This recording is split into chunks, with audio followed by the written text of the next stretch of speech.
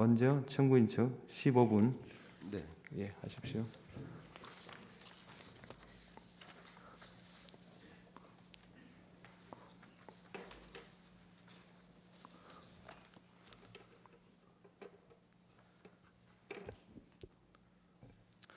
네, 변론하겠습니다.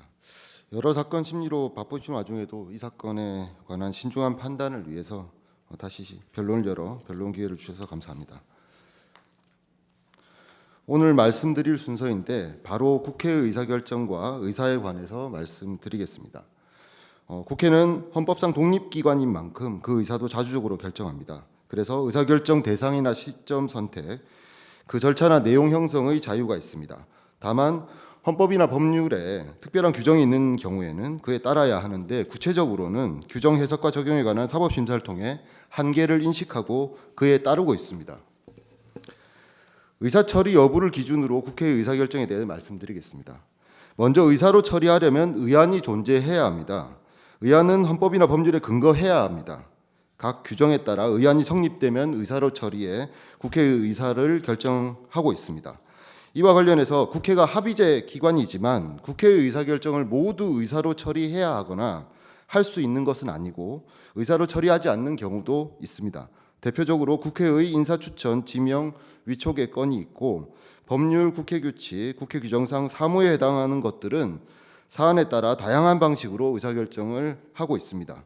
그리고 이렇게 의사로 처리하지 않는 영역에서도 국회는 독립기관으로서 자율적으로 의사결정을 해왔습니다.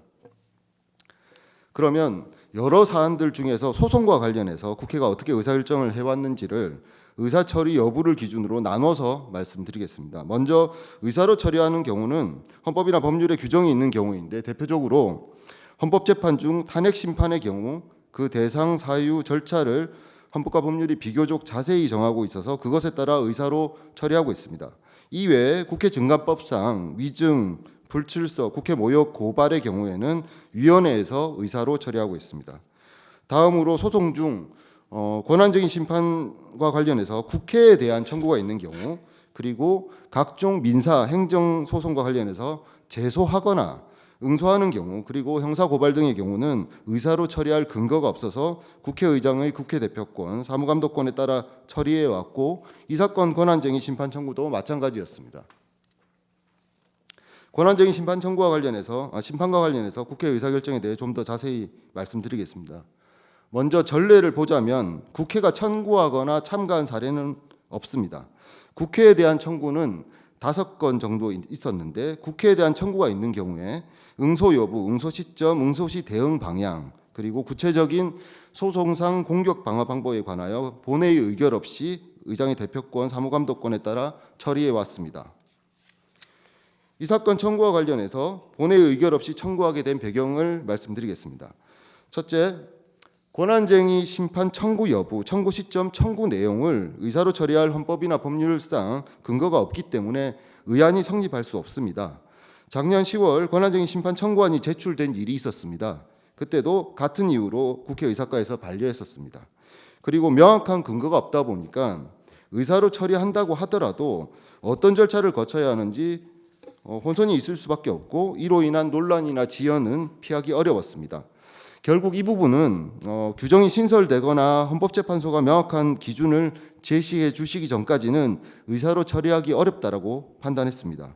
둘째, 헌법재판관 선출한 의결로 국회의사는 대내외적으로 확정 공표되었습니다. 이 의사에는 헌법재판관 선출 후 대통령 또는 권한대행이 임명해도 그만, 안 해도 그만이라는 것이 아니라 형식적 임명 절차를 이행하면 되는 것이기 때문에 대통령 측의 임명까지 요구하는 의사도 당연히 포함되어 있습니다. 그런데 국회가 의사로 결정한 국회의사를 피청구인이 선별 임명, 임명 보류로 침해한 상황에서 국회의 대표인 국회의장으로서는 그 후속 절차를 진행할 권한과 책임이 있다고 본 것입니다. 셋째, 국회가 헌법재판의 당사자가 되는 경우는 헌법심판, 권한쟁의 심판 두 가지뿐입니다. 그런데 탄핵심판의 경우에는 아까 말씀드린 것과 같이 헌법과 법률에 비교적 상세한 규정을 두고 있어서 문제가 없습니다마는 권한쟁의 심판에 관련해서는 별다른 규정이 없습니다.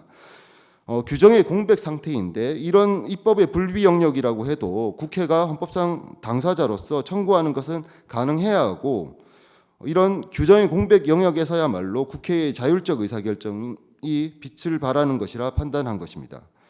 네 번째로 이미 국회가 권한쟁의 심판 청구의 피청구인으로서 여러 차례 본회의 의결 없이 소송 행위를 했음에도 헌법재판소도 적법하다는 전제에서 판단을 해왔습니다. 그래서 국회의 청구와 국회에 대한 청구를 달리 취급한다는 명문의 규정이 없는데 청구만 본회의 의결을 거쳐야 한다고 볼 수는 없었습니다. 민사행정 사건의 경우 응소하는 경우는 물론이고 제소하는 경우도 본회의 의결 없이 처리하고 있다는 점도 고려했습니다.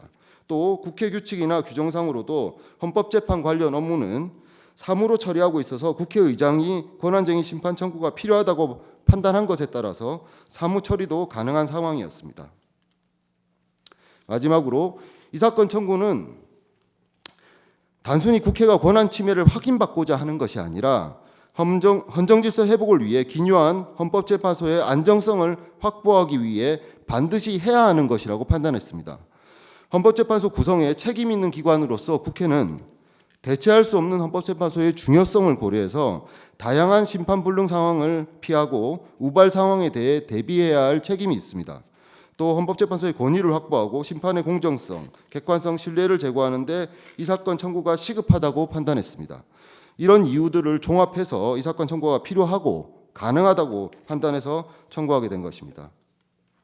그래서 규정의 공백이 있는 영역에서도 국회의 권한 행사는 보장되어야 하고 그에 관한 국회의 의사결정은 존중되어야 합니다.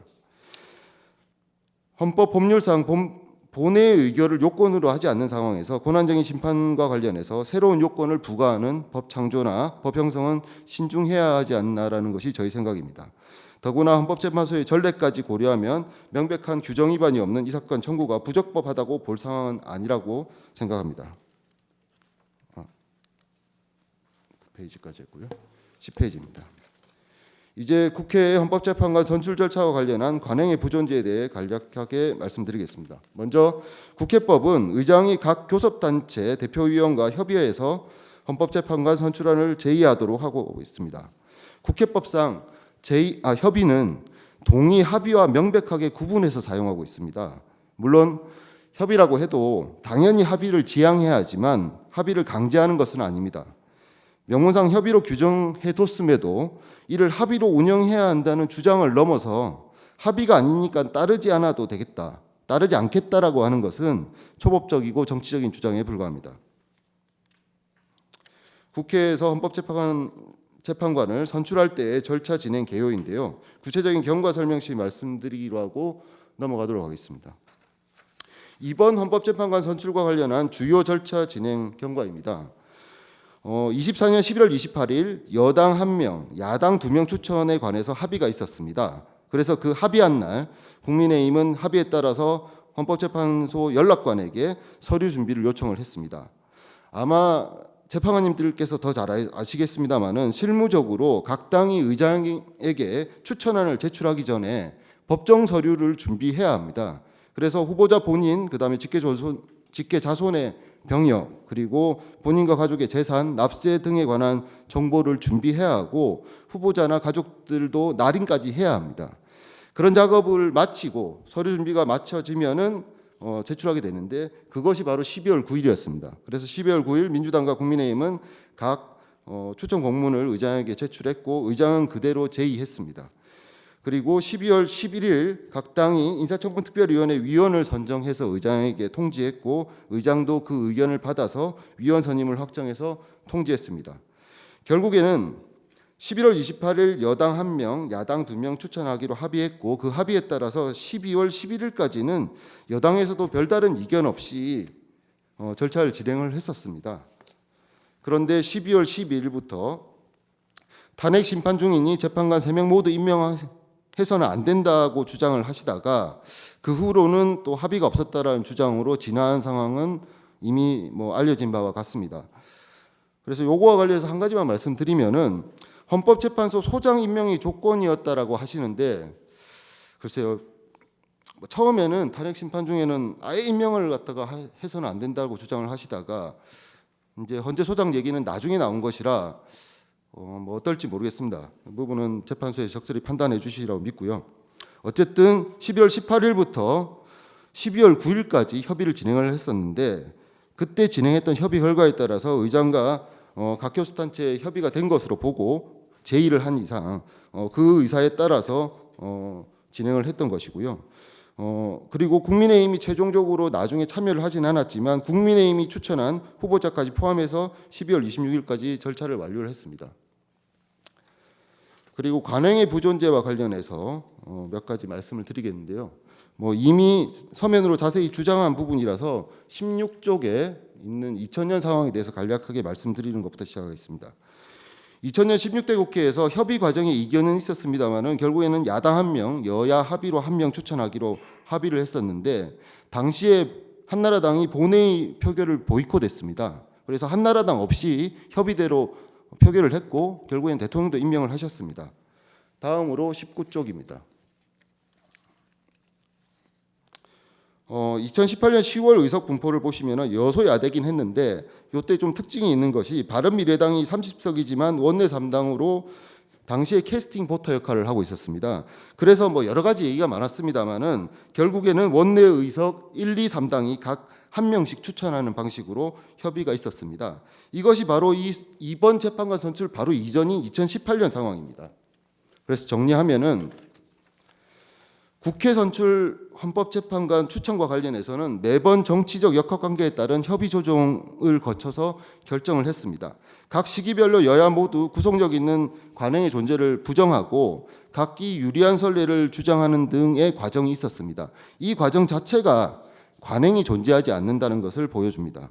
또 선출 결과를 보더라도 피청구인이 주장하는 관행에 따른 경우는 6번 중에서 3번뿐이고 나머지는 여당 의석이 상대적으로 많을 때에는 여당이 2명, 야당 의석이 상대적으로 많거나 정치적으로 원내 3당의 목소리가 컸던 경우에는 원내 의석수대로 1, 2, 3당이 각 1명씩 추천을 했습니다. 그래서 그동안의 헌법재판소 재판관 추천 과정이나 선출 결과 모두 피청구인이 주장하는 관행이 존재하지 않는다는 점을 명백하게 보여준다고 할 것입니다. 결론을 말씀드리겠습니다. 헌정질서 회복에 대한 저항이 심각한 수준입니다. 선동이 소동에서 그치지 않고 난동으로 폭동으로 점증하는 경향을 보이고 있습니다. 헌법재판소에 대한 전례 없는 공격이 점점 커지고 있습니다. 그런 공격들 중에서 상당수는 헌법재판소의 심판기능 정지를 목적으로 하는 것이어서 구체적인 대책 마련이 필요하다고 생각합니다. 유력 정치인들이 헌법재판소의 권위를 훼손하는 발언도 하고 있는데 도를 넘고 있습니다. 최상목 대행께서도 그 내심은 모르겠습니다만 어쨌든 대외적으로 헌재가 인용 결정을 해도 임명 거부를 하거나 임명 지연을 할 수 있다라는 입장을 취하고 있는 걸로 보입니다. 헌재 결정은 감탄 고토의 대상이 아닙니다. 이것이 법치고 헌정 질서인데 헌법재판소 결정을 어쩌면은 힘으로 밀면은 꺾을 수 있는 듯한 언사를 정부 여당에서 중책을 맡고 계신 분들이 대놓고 하는 것이 바로 현재 우리가 처한 현실을 그대로 보여준다고 생각합니다.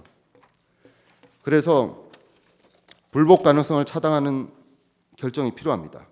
국회 선출 헌법재판관에 대해 대통령 측이 심사하거나 임명을 거부하는 것은 위헌이고 더구나 존재하지도 않는 여야 합의 관행에 따라서 여야 합의를 확인하겠다면서도 여당이나 국회에는 공식적으로 확인조차 하지 않은 채 장막 뒤에서 확인되지 않은 방법으로 확인되지 않은 사실에 기초해서 국가 중대사를 결정하겠다는 것 자체가 대통령의 임명을 외주화하는 것과 같다고 생각합니다.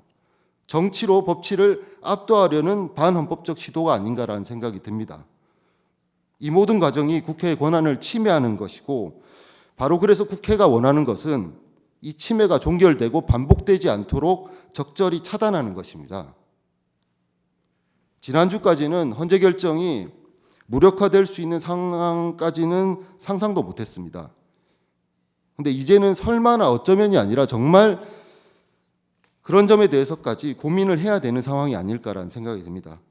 재판관님들께서 지혜와 해안으로 이 상황을 타개할 수 있는 결정을 해주시기를 기대하겠습니다. 이상입니다. 감사합니다.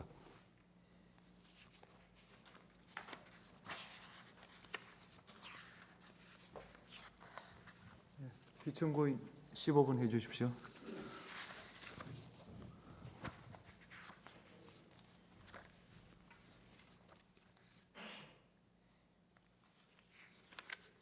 존경하는 문형배 헌법재판소장 권한대행님과 재판관님들, 먼저 이 사건에 관하여 충실한 심리를 위해 변론을 재개하여 다시 변론 기회를 주셔서 감사드립니다. 다만 국회의장이 국회 본회의 의결 절차를 거치지 아니하고 국회 이름으로 권한쟁의 심판을 청구할 수 없다는 절차적 흠결이 있는지 여부는 우리 헌정사상 처음으로 제기된 국회의 대통령에 대한 권한쟁의 심판 청구에서 반드시 해결되어야 할 법리적 쟁점이어서 뒤늦게 이를 제기한 점을 이해해 주시기 바랍니다. 청구인은 국회의장이 국회의 대표자이므로 국회 본회의 의결 절차 없이 국회 이름으로 권한쟁의 심판을 청구할 수 있다고 주장합니다. 그러나 국회는 대의민주주의 원칙에 따라 국민의 다양성을 반영하는 합의체 결정기관이므로 국회의 대외적 권한은 국회 내 의결을 통하여 행사되어야 합니다. 헌법과 국회법의 규정에 따르면 국회의장은 국회의 의사를 정리할 권한이 있을 뿐 직무 권한을 넘어 본회의 의결을 거치지 않고 국회의원들의 의사를 대표하거나 대체할 수는 없습니다. 국회는 헌법 41조에 따라 선출된 국회의원으로 구성됩니다. 이러한 점에서 국회는 국민 대표성이 가장 강한 기관이자 민주주의에서 핵심적인 대의기관입니다. 헌법 49조는 국회는 헌법과 법률에 특별한 규정이 없으면 재적의원 과반수의 출석과 출석의원 과반수의 찬성으로 의결한다고 규정하고 있습니다. 따라서 헌법과 법률에 의하여 의결 정족수에 관한 특별한 규정이 있는 경우를 제외하고는 이와 같은 일반 의결 정족수 규정에 따라 국회는 의사를 결정하고 행사합니다. 대의민주주의에 따라 국민의 전체의 대의가 이루어지기 위해서는 모든 국회의원이 국회의 의사 형성 및 결정에 참여할 기회가 필요합니다. 이는 국민의 다양성을 국회의 의사결정에 반영하기 위한 당연한 귀결입니다. 결국 국회의 권한은 국회 내 의결을 통해서 외부 기관과의 관계에서 행사되는 것입니다. 국회의 결정은 선출된 의원 전체로 구성되고 의원 모두가 참여하는 본회의에서 결정되어야 하고 권한쟁의 심판 청구는 헌법 법률에 특별한 규정이 없으므로 헌법 49조의 일반 의결 정족수에 따라 그 의사가 결정되어야 합니다. 권한쟁의 심판 청구는 합의체인 국회에서 다수결을 통해서만 가능하므로 침해된 권한을 회복하려는 소수당의 시도는 다수결에 의해 좌절될 수 있어서 제3자 소송 담당이 필요하다는 헌법학자들의 견해도 많습니다. 이는 헌법이나 법률에 규정이 없다 하더라도 권한쟁의 심판 청구는 국회에서 일반 의결 정족수에 따른 의결이 필요하다는 전제 아래 제3자 소송 담당이 필요하다는 주장입니다. 다음으로 국회의장과의 지위와 권한에 대해서 보겠습니다. 국회법 10조 11조에 따르면 의장은 국회를 대표하고 의사를 정리하며 질서를 유지하고 사무를 감독하며 위원회에서 발언할 수 있습니다. 그 밖에도 정기국회 집회, 권고권 등 여러 가지 권한이 있습니다. 그러나 국회의장에 이런 권한이 있다 하더라도 합의제 헌법기관인 국회의 의사를 단독 또는 직권으로 표시할 권한은 없습니다. 국회의 의사는 국회의원 전체를 구성원으로 하는 본회의를 통해 결정되는 것이지 국회의장이 이를 거치지 않은 채 국회의원들의 의사를 대표하거나 대체할 수는 없기 때문입니다. 청구인도 이 사건 심판 청구가 국회 본회의 의결 없이 국회의장 직권으로 국회의 이름으로 제기된 것은 인정하고 있습니다. 그러나 헌법과 국회법에서 국회의장에게 그러한 권한을 부여하고 있지 않으므로 국회의 권한이 침해되었다는 이유로 국회 이름으로 권한쟁의 심판을 청구하기 위해서는 국회 내 의결을 반드시 거쳐야 합니다. 헌법재판소 98 헌나 1결정에서 국회가 침해된 권한을 회복하기 위해서는 국회의 의결을 거쳐서 할 수 있다라고 한 판시는 이 사건 쟁점에 대해서 큰 의의가 있는 것이라고 하겠습니다. 결국 국회의장이 국회 본회의 의결 절차를 거치지 않은 채 국회 이름으로 제기한 이 사건 권한쟁의 심판 청구는 그 자체로 헌법 41조 1항 49조를 위반한 것이고 국회의원의 헌법상 권리인 심의표결권을 침해하여 위법하다고 할 것입니다. 정부인은 국회가 재판관 후보자를 선출한 것은 권한쟁의 심판 청구권까지 국회의장에게 유보한 것이라는 취지로 주장합니다. 그러나 국회가 본회의에서 재판관 후보 3명을 선출한 것은 헌법 121조 3항에 따른 절차를 이행한 것일 뿐이고 피청구인이 후보자를 임명하지 않을 경우 권한쟁의 심판 청구를 할 수 있다는 의사까지 결의한 것으로 볼 수는 없습니다. 따라서 이 사건 권한 심판 청구를 정부인 주장과 같이 재판관 선출 절차의 후속 절차에 불과한 것으로 평가할 수는 없습니다. 정부인은 입법의 미비로 헌법이나 국회법에 특별 규정이 없으므로 국회의장이 직권으로 권한쟁의 심판을 청구할 수 있다고 주장합니다. 그러나 이는 입법의 미비가 아닙니다. 국회의 의사는 어디까지나 헌법이나 법률에 특별한 규정이 없는 이상 죄적 과반수 출석과 출석 과반수 찬성으로 한다고 헌법 49조, 국회법 109조에서 규정하고 있으므로 국회의 의사를 국회의장이 단독 내지 직권으로 할 수 없는 것은 너무도 분명합니다. 정부인의 주장에 따르면 권리 침해를 당한 자는 국회의장이 아니라 국회입니다. 그런데 헌법재판소는 명시적으로 제3자 소송 담당을 인정하지 않으므로 국회의장이 국회를 대신해서 제3자 소송 담당으로 권한쟁의 심판을 청구할 수도 없습니다. 정부인은 국회의장이 국회를 대표해서 각종 소속의 소극적 당사자로서 응소하는 경우에 국회 본회의 의결을 거치지 않았으나 헌재가 본회의 의결을 요구한 바가 없었으므로 국회가 적극적 당사자로서 권한쟁의 심판 청구를 하는 경우에도 국회 본회의 의결이 필요 없다는 취지로 주장하고 있습니다. 그런데 정부인 대리인이 권한쟁의 심판 청구의 경우 헌재가 본회의 의결이 없음을 이유로 부적법하다고 보지 않고 당연히 적법하다는 전제에서 사건 처리를 해왔다고 주장하면서 헌재의 권한쟁의 심판 사건을 여러 개를 들고 있습니다만 그 사례들은 하나도 빠짐없이 모두가 국회가 권한쟁의 사건의 피청구인이 된 사건들 뿐입니다. 헌재법 40조 1항은 헌재의 심판 절차에는 성질에 반하지 않는 한 민사소송에 관한 법령을 준용한다고 규정하고 있고 민소법 64조는 법인의 대표자 또는 52조의 대표자 등에게는 법정 대리인에 관한 규정을 준용한다고 규정하고 법정 대리인의 소송 행위에 관한 특별 규정인 민소법 56조는 상대방의 소제기에 대해서 소송 행위를 하는 경우, 즉 소극적 당사자인 경우에는 특별한 수건이 필요 없다고 규정하고 있습니다. 또한 대법원 판례에 따르면 비법인인 사단이 사원총회의 결의 없이 제기한 소송은 소제기에 관한 특별 수건을 결하여 부적법하다고 판시하고 있습니다. 정부인은 민소법 52조, 56조는 그 성질상 권한쟁의 심판에 준용할 것이 아니라고 주장하고 있습니다만 민사소송법상 소극적 당사자의 경우에는 대표자에게 특별 수건이 필요 없으나 적극적 당사자인 경우에는 대표자에게 특별 수건이 필요하다는 단체의 소송 행위에 관한 법리를 설명한 것일 뿐입니다. 다시 말씀드리자면 국회의장이 국회를 대표해서 소송에 응소하는 것과 국회의장이 국회의 권한이 침해되었음을 이유로 권한쟁의 심판을 청구하는 것은 그 이치가 전혀 다르다는 점을 설명드린 것입니다.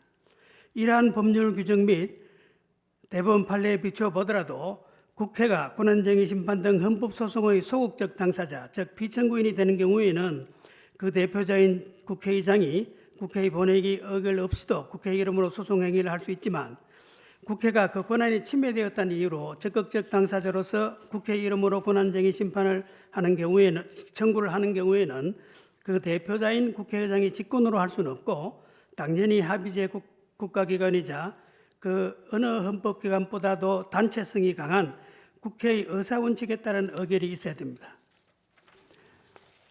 정부인의 주장처럼 만일 국회의장이 국회 의결 없이 단독으로 권한쟁의 심판을 청구할 수 있다고 한다면 국회의 구성원인 국회의원들 다수가 국회의 권한이 침해되지 않았다고 판단하고 있음에도 국회의장이 국회의 권한이 침해했다는 이유로 국회의원들의 의사 없이 권한쟁의 심판 청구를 할 수 있다는 결론에 이르게 되는데 국회의원 다수의 의사와 국회의장의 의사가 다를 경우에도 국회의원 다수의 의사에 반하여 국회의장이 단독으로 권한쟁의 심판 청구를 할 수 있다는 것은 전혀 논리적이지 않습니다.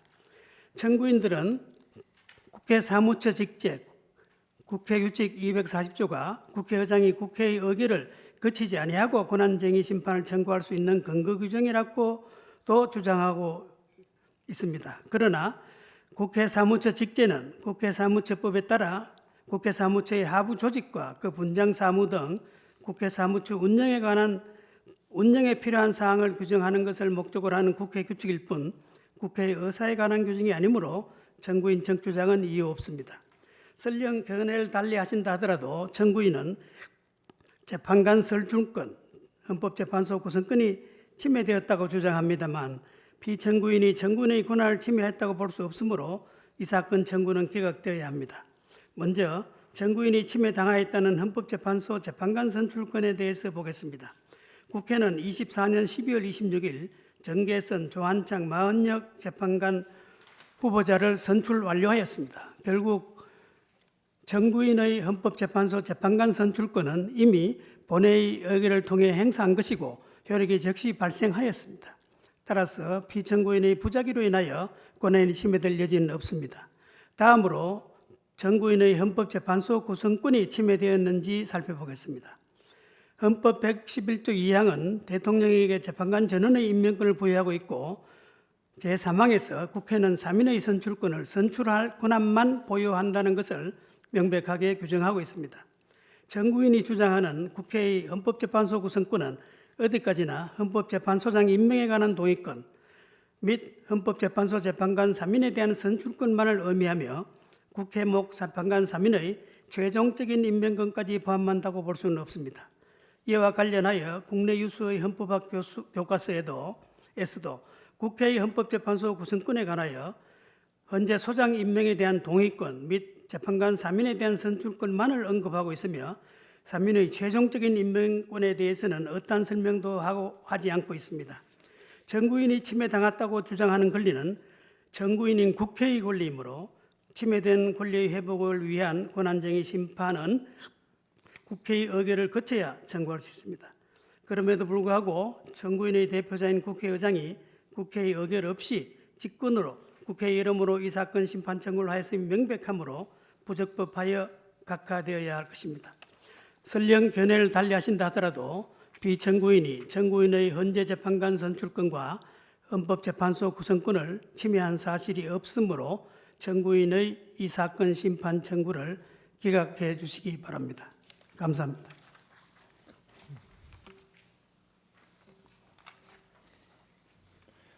청구인 대리인에게 질문을 하겠습니다.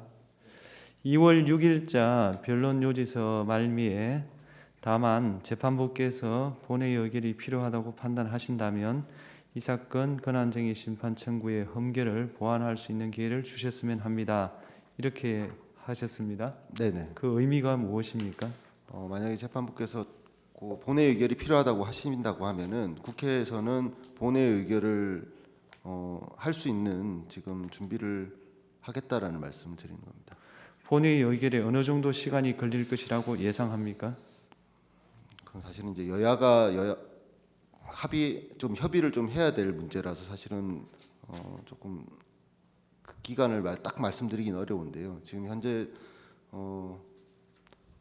바로 그냥 이견 없이 된다고 해도 한 2주 이상은 걸리지 않을까 싶습니다. 예. 내일 의향이 있다면 내십시오. 이상으로 변론을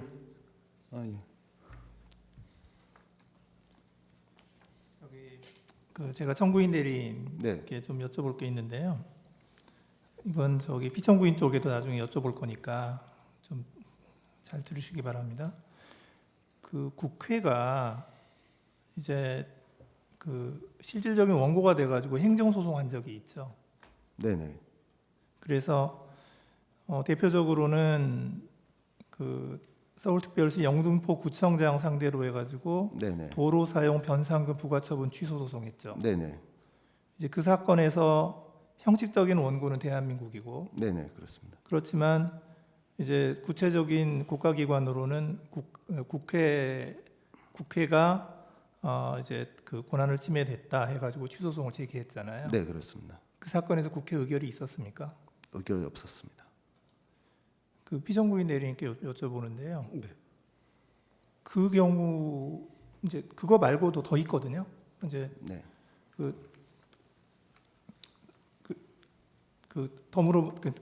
더 사례를 좀 말씀을 드리면 한강사업 본부장을 상대로 해서 하천 점용료 부과 처분 취소 소송한 적도 있죠.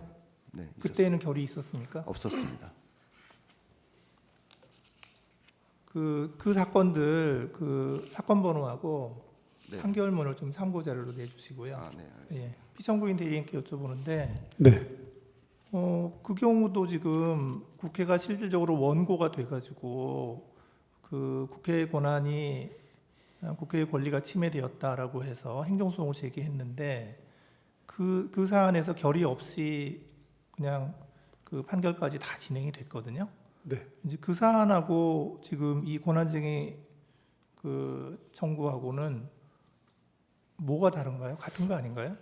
제발 그거는 아마 지금 말씀하시는 그 사건의 경우에는 국회의 권리가 침해돼 가지고 민사소송 또는 행정소송을 제기한 것이고 이것은 좀 권한이 침해됐다는 이유로 다른 권한이 아니라 국회의 권한이 침해된 이유로 권한쟁의 신청을 한 거기 때문에 다른 건가요? 성질이 완전히 다르다고 봅니다. 권리와 권한이 완전히 다르다고 봅니다. 어떻게 그러니까 다르죠? 예를 든다면은 약간 국회의 어떤 뭐 유리청을 깨가지고 국회가 국회 이름을 민사소송을 제기한 적시 당사자 되었다 하는 그건 권리가 침해된 것이기 때문에 그냥 의결 없이 국회의 사무로서 바로 국회의장이 국회를 대표해서 할 수 있지만 지금 이 사건의 경우에는 국회의 권한이 침해됐다고 헌법상에 지금 있는 권한쟁의 심판을 청구한 것입니다. 그래서 이 국회의 권한이라는 것은 국회의 의원들이 다수로 의결된 국회 본회의에서 의결되지 않으면 다르다. 그래서 아까 말씀드린 것처럼 이 국회의 어떤 민사상의 권리 또는 행정법상의 권리하고 이 사건 헌법상의 권한이 침해된 거하고는 완전 성격이 다른 것이다. 그래서 모든 적극적 다수의 경우에 당연히 국회가 본회의에 의결을 거친다고 저는 주장하지 않습니다. 지금 재판관이 말씀하신 것처럼 그런 행정소송의 당사자라든지 또 민사소송의 적극적 당사자에 대해 가지고 하는 경우에는 그건 국회의 사무이기 때문에 국회의장이 국회를 대표해서 청구를 할 수 있습니다만 이것은 그러한 권리 침해가 아니라 국회의 권한, 그러니까 국회라는 것은 국회의원 전원이 합의체로 구성된 합의제 기관인데 그 권한이 침해됐다는 것이기 때문에 국회의장이 국회의원들의 의사를 묻지 않고 국회의 권한을 국회를 대표해서 청구할 수 있다는 생각하지 않습니다. 그래서 본질적으로 말씀드리면 권리와 권한의 차이라고 좀 말씀드릴 수 있습니다. 한 가지만 더 말씀드리면 지금 예를 드신 그 두 판례의 당사자 표시가 국회로 되어 있는지 국가로 되어 있죠. 그러니까 국가로 된 경우하고 국가기관으로 해서 국회하고는 그 차이가 있지 않느냐. 그것은 구별해서 판단해야 되지 않느냐 이런 생각입니다. 아니 실질적 당사자가 국회라 하더라도 그 사건의 당사자 표시가 국가라든지 뭐 다른 걸로 표시되어 있는 경우에 이 권한쟁의에서 국회 명의로 국회의장이 청구하는 거하고는 차이가 있지 않을까? 아니요, 뭐 하여튼 그렇게 주장을 하시니까 그게 이제 국회의 권리 결국 보니까 이제 재산권이더라고요. 이게 도로 사용 변상금 부과처분 취소, 하천 점용료 부과처분 취소. 그러니까 국회의 재산권이 침해됐다는 건데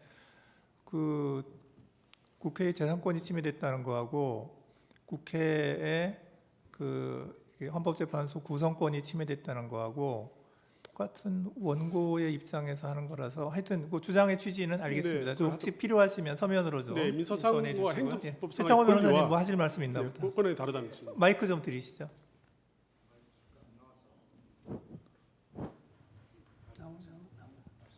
네, 이제 주식회사에서 회사의 대표가 회사의 어떤 권리가 침해됐다고 해서 민사소송을 제기하는 것과 지금 권한쟁의에서의 이 국회의 의결이 있어야 한다는 것은 국회 회의체 300명 국회의원의 회의체의 의결 없이 제3자 소송 담당으로서 의장께서 권한쟁의 심판을 청구할 수 있는 것이냐. 그러니까 손해배상을 청구하는 것, 행정소송을 제기하는 것과 다르다라고 저는 생각합니다.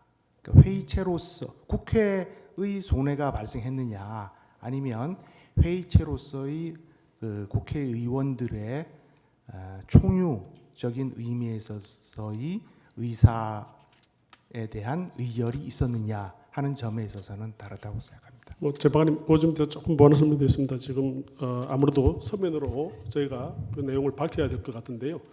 아까 말씀드린 것처럼 지금 재판관님께서 언급하신 내용은 주로 어떤 행정법상의 어떤 권리 또는 민사상의 권리가 침해된 경우에 적극적 당사자가 된 경우를 의미하시는 것 같습니다. 그런데 이것은 지금 공법상에 더구나 헌법상에 국회의 권한이 침해됐다는 것이기 때문에 그 국회라는 것은 어떤 사적인 어떤 그 주체로서 사적인 권리 주체로서의 국회가 아니라 이런 공법상에 국회의 권한으로 헌법이 규정된 그 권한이 침해됐다는 것이기 때문에 국회의 의사결정이 필요하다는 그런 취지입니다. 상세한 것은 참고 좀 제출하겠습니다. 예, 서면으로 좀 내주시고요. 여기 이거 질문하신 게 조금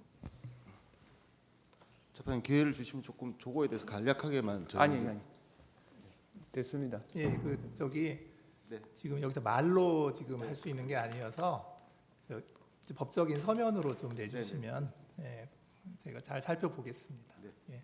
자, 저거를 좀 조금 더 확대해 주실래요? 예, 저기 보면 예, 그대로 놓으시면 돼요. 예. 저기 보면은 저게 갑제 28호의 1호증인데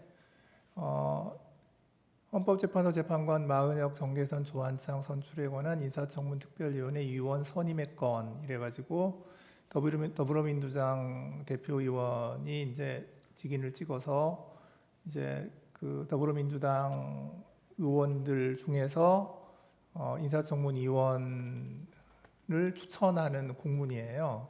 저게 날짜가 아래쪽 좀 12월 보여주실래요? 11일자입니다. 12월 10일입니다. 10일에 이제 그 의장한테 보냈죠. 그리고 나서 그 다음 장 뒷면 좀 보여주실래요?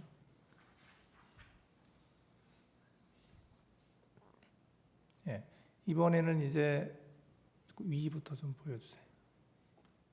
국민의힘에서 보낸 대외 공문인데요. 거기에서도 역시 마은혁, 정계선, 조한창 이래서 인사청문위원을 그 위원장도 추천했고 간사도 추천했고 위원도 추천을 했는데 요구한 날짜가 12월 11일 그 다음 날이네요. 그래서 저기 보면 세 사람을 다 같이 국민의힘에서 기재를 하고 위원 선출의 공문까지 보냈는데 저거를 보면 그 당시에 그 국민의힘도 그 합의를 한 거 아닌가 하는 생각이 좀 들어요. 저 이제 오늘 제출한 서류여서 그래서 제가 좀 말씀을 드리는데 저거를 보면 세 사람 이름이 다 있는데 합의가 돼 있는 것처럼 보여서 네, 답변 드릴까요? 예, 뭐 의견이 있으면 좀 네, 말씀하시죠. 저희가 뭐 거기에 대해서는 준비 서면이라기보다는 2월 6일자 제출한 추경호 전 국민의힘 원내대표의 진술서, 그 다음에 권성동 원내대표의 진술서에 저 경우에 관해서 상세하게 진술되어 있습니다. 그래서 그 내용을 좀 참고해 주길 바라고요. 아마 다만 저 부분은 저희들 기존에 했던 답변서 내용과 거의 일치합니다. 그래서 12월 7일에 추경호 전 원내대표가 사의를 표명하고 그 이후에 권성동 원내대표가 12월 12일에 선출이 됐는데 그 사이에 원내 행정국에서 행정적으로 이루어진 것 같고 그것이 물론 뭐 행정 직원이 마음대로 했다고 생각하지 않습니다만 그 경위에 관해 가지고 2월 6일에 제출한 그 추경호 전 원내대표, 권성동 원내대표의 정의 진술서의 내용을 상세하게 재판부에서 살펴주시길 바랍니다. 예, 잠깐만요. 제가 한 가지 더 있는데 이 서류가 지금 여기 있구나.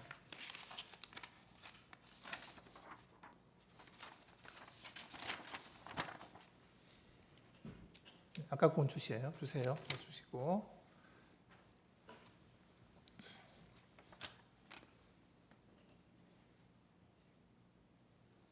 저게 이제 갑제 6-1호증인데 6호증의 1인데 저기 보면 민주당에서 저게 12월 6일자이죠. 12월 9일자로 지금 마은혁, 정계선 두 분을 이제 추천한다는 공문을 지금 국회의장에게 보냈고요. 그 다음으로 6호층의 2를 보시면 거기에는 이제 조한창 후보자를 국민의힘에서 추천한다라고 해서 그것도 역시 12월 9일자인데 그것을 국민의힘에서 제출하게 되는 경위에 대해서 좀 추가로 말씀을 좀 해주시고요. 그다음에 이게 지금 행정 절차에 따른 대외 공문, 위에 보면 대외 공문이라고 되어 있거든요. 네, 대외 공문인데 저런 문서가 합의가 없는 상태에서 그게 제출될 수 있는 것인지, 그러니까 저걸 제출한 구체적인 이유가 어떤 것인지 하는 거에 대해서 저희가 좀 궁금해서요. 네, 또 마찬가지 답변도 되겠습니까? 네네. 마찬가지로 그 부분에 대해서 상세한 것은 2월 6일에 제출한 추경호 전 원내대표, 그다음 권신동 대표의 정진수서에 보게 되면 저 경우가 상세하게 기술되어 있습니다. 간략하게만 요약만 말씀을 드린다면은 12월 7일까지 있었던 상황이 추경호 전 원내대표와 더불어민주당 박찬대 원내대표 사이에 처음에 헌법재판관 1인 할 것이냐, 1대2로 할 것이냐, 또는 1대1 그리고 합의를 할 것이냐가 논의를 하다가 1대1 하면은 문제가 없는데 나머지 한 분에 대해서는 9분이 다 이제 헌재가 완전체로 되기 때문에 헌법재판소장을 어느 분으로 할 것이냐에 관해 가지고 논의를 하시던 것 같습니다. 그래서 전현직 재판관인 중에 이렇게 논의가 됐던 것 같고 그 과정에서 12월 7일 날 아까 말씀드린 대통령에 대한 탄핵 소추가 한번 무산된 이후에 추경호 원내대표가 사임을 하시고 그 이후에 12월 12일에 고신동 원내대표가 새로 선출됐는데 지금 말씀드린 12월 9일자와 12월 10일자 공문은 그 사이에 공백해 있었던 상황 같습니다. 그래서 이 새로 추경호 권성동 원내대표가 취임하신 이후에 국회의장을 방문하고 박찬대 더불어민주당 원내대표와 만나가지고 종전 원내대표와의 양당 합의를 확인하는 과정에서 야당에서 그러한 헌재 소송에 관한 논의는 없다, 그런 합의를 한 적이 없다고 부인하고 나옴으로써 국민의힘에서는 인사청문회에 동의할 수 없다. 그리고 인사청문회 개최에도 동의를 못하기 때문에 들어가지도 못하고 또 본회의도 아마 표결에 참여하지 않은 것 같습니다. 그래서 그 상세한 경우에 관해 가지고는 그 진술서를 좀 재판님께서 좀 상세하게 참조해 주시길 바랍니다. 지금 여쭤보는 네. 그 핵심은 뭐냐면 네. 그러니까 지금 합의가 다 완전히 안 됐다는 것인데 왜 공문을 보냈느냐 이거죠. 저게 아까 제가 말씀드렸지만 그 내용 자체에 보게 되면 그 원내대표의 공백기 사이에 그와 같은 적어도 한 분과 한 분은 이견이 없던 것 같고 나머지 한 분은 적어도 헌법재판소장의 임명 동의에 관한 야당의 협조, 야당의 그 동의를 야당에서 합의를 했었는데 그 부분에 대해 가지고 그렇게 됐으니까 이제 1대2로 이렇게 된 상황에서 공문을 보냈는데 야당에서 그 부분을 완전히 부인을 하고 나온 상황이고 또 실제로 12월 14일 날 대통령에 대한 탄핵소추가 의결됨으로써 대통령이 직무 정지가 된 상황입니다. 그래서 권한대행이 헌법재판소장을 임명할 수 있느냐에 대한 논란이 된 것 같습니다. 그래서 적어도 그 전 원내대표와 추경호 전 원내대표와 그 박찬대 더불어민주당 대표 사이의 그 논의 과정도 사실상 이행하기 어려울 뿐더러 더불어민주당 원내대표께서 그 부분에 대해서 부인하고 나와가지고 국민의힘에서는 그러면 이것은 한 분에 대해서는 적어도 합의가 안 된 것이다 이렇게 된 것 같습니다. 그래서 그러니까 합의가 안 됐으면 공문을 안 보내셨어야 되죠. 그것은 아마 실무적으로 아까 말씀드린 그 원내대표의 공백기 사이에 그 적어도 야당에서 그걸 또 동의를 해주는 전제로 보냈는데 지금 야당에서 그것을 부인하고 나와가지고 저희는 그 부분은 합의가 안 된 것이다, 또는 합의가 무효화된 것이다, 또는 야당이 그 조건을 위반한 것이다, 이렇게 지금 주장하고 있는 것 같습니다. 네, 알겠습니다. 예, 이상입니다. 예, 이상으로 이 사건 변론을 종결하겠습니다.